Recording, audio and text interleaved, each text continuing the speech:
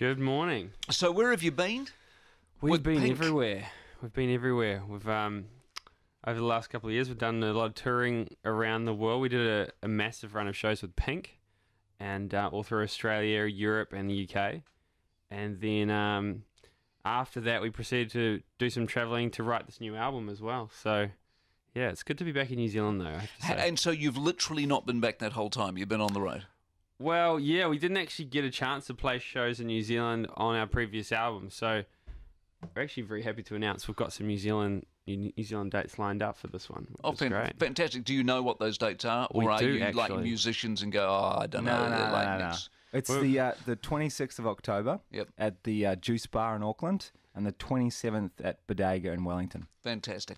What was Pink like? She's great. She's super down-to-earth, approachable, but quite intense girl. She's very hard-working. That's what we were surprised. You'd imagine like playing arenas every night. Because I was going to say, she got a big show, hasn't she? Yeah. She had to do just like a 2-hour show of doing circus performances and just singing her lungs out, and then she gets into the gym to actually keep her fitness up to be able to do all of the trapeze stuff. And she made us feel lazy. I was going to say, did you feel fat and physically inadequate as a result of being on the road? Her back muscles just go. They're just huge. Wow. It's like, whoa. But, and so I would imagine good for you guys, because if you're on the road with a slick act, a slick professional act, they tend to be surrounded by slick professional people, and the whole thing it's true. It's good to be associated with. No, the whole show was amazing, and I think it made us lift our game and just put on the most entertaining performance we possibly could. And I think also with this album, it made us want to just boil down what we do to the most core form and work out what we really want to say with this record. And because one thing we did learn from Pink is she really connects with people.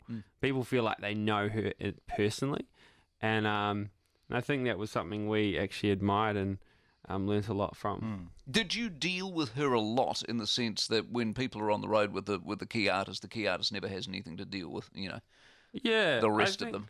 I think we did have a fair bit of chats with her now and then.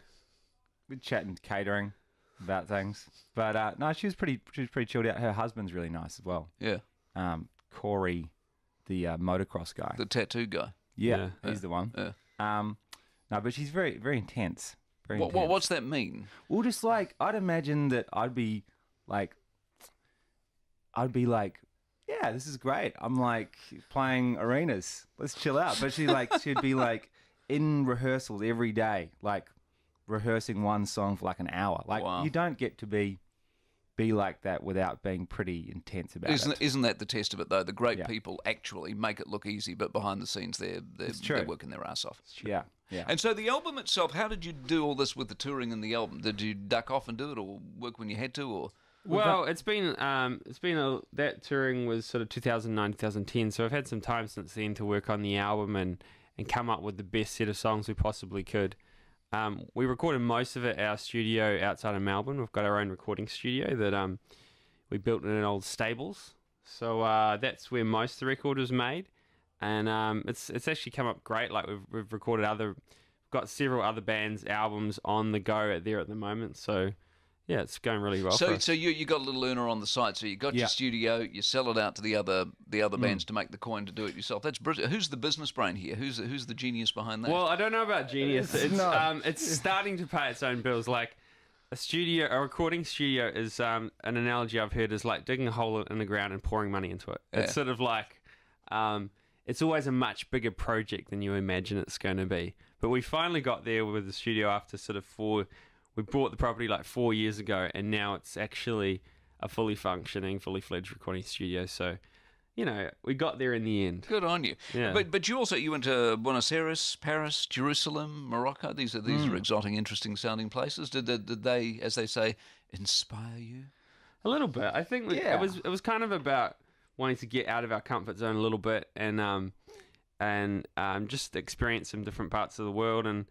And we've done a lot of touring over the years, but this was a chance to go to places and have time to relax a bit and enjoy the atmosphere rather than just every night you're in a different city, you know what I mean? So I think it was an excuse for us to go on a bit of a No holiday. kidding, was it? Yeah, just a little bit. Sometimes in a band you can do some fun stuff. It's not all work, but I mean, we didn't make a world music album. There's no Yanni Thank kind God of a for that.